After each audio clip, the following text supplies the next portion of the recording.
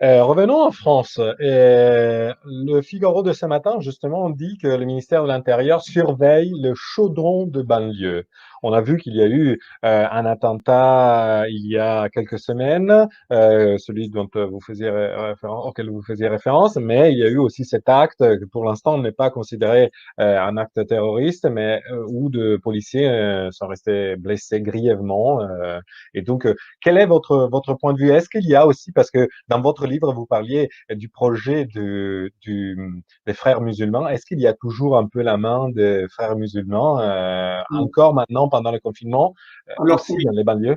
oui. Alors les frères musulmans, c'est une chose. Ils agissent essentiellement psychologiquement, culturellement, idéologiquement, et de manière assez non violente en Europe. Ce que j'explique dans mon livre, c'est que les frères musulmans sont les premiers à avoir pratiqué la violence islamiste, à avoir voulu rétablir le califat, fait assassiner des apostats ou des premiers ministres. Ils ont commencé par des vagues d'assassinats lorsqu'ils ont été créés en Égypte. Et d'ailleurs, ils ont été réprimés pour cette raison. Mais en Europe, ils agissent essentiellement pacifiquement. C'est pas eux qui appelleront à tuer un flic.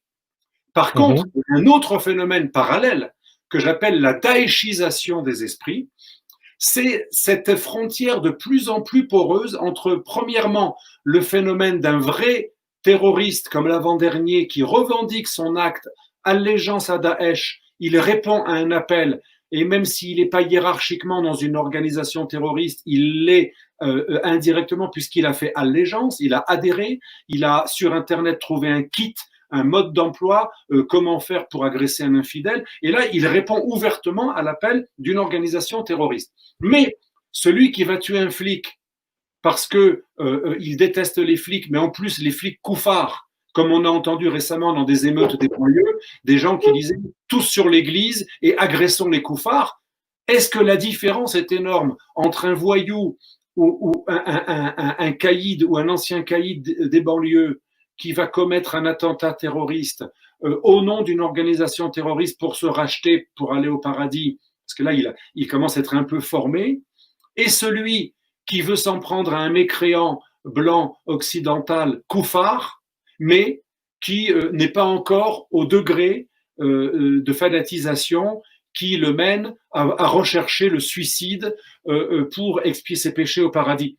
Il n'y a qu'une différence de degré. Il y en a un qui a fait un pas, il veut s'en prendre aux représentants de l'État occidental, blanc, européen, français, gaulois.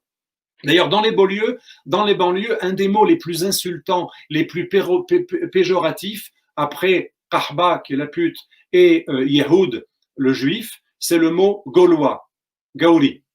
Donc, on le sait, il y a un véritable racisme. Le racisme, ce n'est pas qu'envers l'extrême droite et les peuples issus du tiers-monde. Racisme, d'ailleurs, qu'il faut bien sûr condamner. Le racisme, il existe aussi depuis des années dans des lieux de non-droit et de non-France où on apprend que le juif, le blanc-bec, le blond, le petit blanc, le gaouri, le gaulois est une ordure qu'il faut écraser. Si on peut, on est à 10 contre 1, on lui casse la figure. Si c'est un flic, on brûle sa voiture et si on peut, on essaie de lui casser la tête. Ce sont des idées extrêmement répandues, mais très très répandues.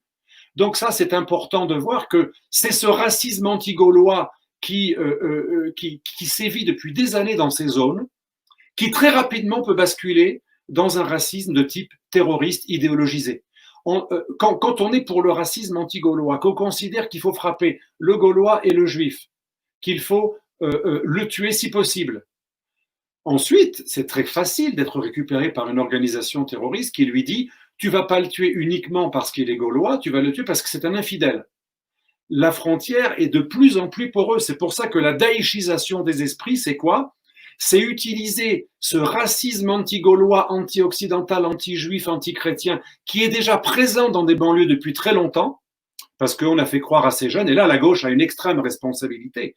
La gauche et l'extrême gauche ont une grande responsabilité. Elles ont alimenté le racisme anti-gaulois et anti-juif par le palestinisme antisioniste absolu et par la repentance et la haine de la France. Ces idéologies d'extrême gauche pro-palestinienne et anti-française ont légitimé idéologiquement le racisme anti-autochtone qui ensuite peut très facilement être récupéré par des mouvements islamistes, puisque le travail est à moitié fait. Quand vous voulez être un mouvement islamiste, terroriste, vous en prendre aux koufars et que vous savez qu'il y a des banlieues où déjà on déteste le koufar, vous n'avez plus qu'à lui à légitimer son acte qui déjà est préparé, vous n'avez plus qu'à l'habiller avec une légitimation religieuse, ce qui va permettre un plus grand passage à l'acte, aller plus loin dans l'horreur, puisque là, vous allez donner une promesse du paradis pour ce que les gens commettaient par racisme. Avant, ils le faisaient par racisme, parce que c'est du racisme anti-occidental.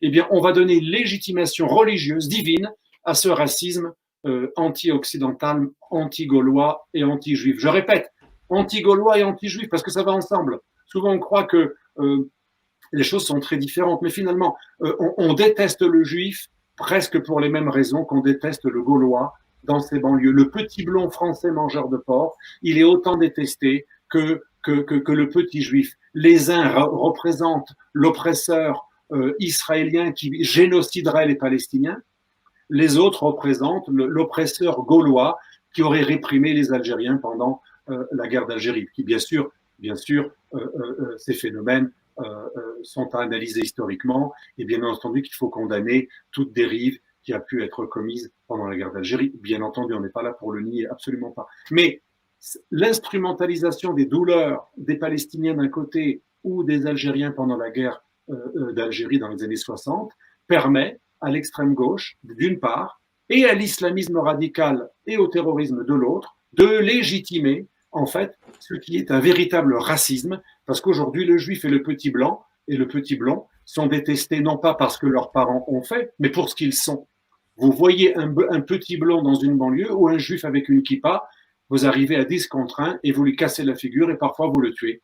C'est aussi le crime commis contre Sarah Halimi, cette juive retraitée, suppliciée de manière absolument atroce. J'ai beaucoup écrit là-dessus. Moi, ça m'a sidéré. Avec des policiers qui n'entrent pas dans l'immeuble et qui restent 1 heure à entendre les cris sans bouger, parce qu'en plus, il y a la Pax Islamica dans certaines banlieues, dans certains immeubles. S'il se passe un crime comme l'horreur du crime de Sarah Halimi, tant que ce n'est pas le GIGN ou le RAID qui sont convoqués, les consignes, c'est pas de vague. Et on a laissé un crime être commis pendant 70 minutes de cris horribles que tout l'immeuble entendait et on n'a pas bougé. Ça veut dire qu'on a atteint un point de quasi non-retour dans certaines zones, certes qui ne sont pas forcément énormes. Un ami au policier me disait, il n'y a pas énormément de zones où vraiment la police ne rentre pas. Et il me disait, et on aurait les moyens de rentrer. Mais il n'y a pas le suivi politique derrière, parce qu'on veut tolérance zéro, on n'en veut pas. Par contre, zéro mort. Tolérance zéro, c'est quelque chose qui fait populiste. C'est Rodolphe Giuliani, la fameuse politique de tolérance zéro. Par contre, ce qu'on veut, c'est zéro mort. On préfère qu'il y ait des banlieues qui ne soient jamais récupérées, plutôt que de risquer qu'un seul émeutier perde la vie.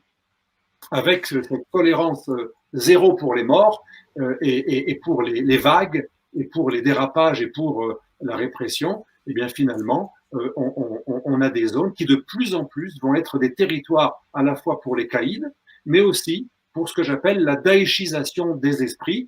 La daéchisation des esprits, c'est des idéologues islamistes sur Internet ou dans la vraie vie, qui vont récupérer ce racisme déjà existant et légitimé depuis des années par l'extrême gauche, ce racisme anti-blanc, anti-occidental, mais alors qu'il était légitimé par l'extrême gauche jadis, aujourd'hui il va être légitimé par l'habillage islamiste, ce qui nous promet une grande durabilité de ce phénomène terroriste islamiste démocratisé, c'est-à-dire de 3e génération. C'est plus des grandes entreprises avec beaucoup de financement, c'est pas le Bataclan, c'est le djihadisme de chacun, démocratisé. Chacun fait ce qu'il peut, c'est ce que disait El Adnani, l'ancien porte-parole de Daesh. Chacun utilise l'arme qu'il a, où il peut, quand il peut, pour tuer n'importe où et n'importe comment un koufar. C'est le djihad décentralisé, démocratisé de 3e génération, auquel n'importe qui peut répondre, surtout s'il a, depuis des années, entretenu un ressentiment personnel, précédemment, je le répète, légitimé par l'extrême gauche. Merci beaucoup, Alexandre Delval, pour c'est la fin de notre entretien. Ça fait plus d'1h03 qu'on est ensemble. Merci d'avoir pour nous parlé de tous ces sujets. On invite nos téléspectateurs à aller, bien entendu, lire votre dernier livre et les autres également. Le projet, la stratégie de conquête et d'infiltration des frères musulmans en France et dans le monde. Vous l'avez coécrit avec Emmanuel Razavi chez la très très bonne maison édition. J'insiste lourdement, mais on se procure beaucoup de choses là-bas. Chez l'Artilleur Édition, Toucan également. Voilà, merci beaucoup. Merci beaucoup. Merci beaucoup. Passez une excellente journée. Pour nous, on se retrouve à 18h30 avec André Berkoff pour le grand entretien, le nouveau grand entretien de la journée. C'était Alexandre Delval ce matin. Vous le saluerez. Bien entendu, on nous fera passer vos amitiés, Alexandre Delval. Donc, ce sera André Berkoff à 18h45. Voilà. À tout à l'heure. Bye bye et vive la démocratie. Merci. Salut. Au revoir. Au revoir. Au revoir. Ciao.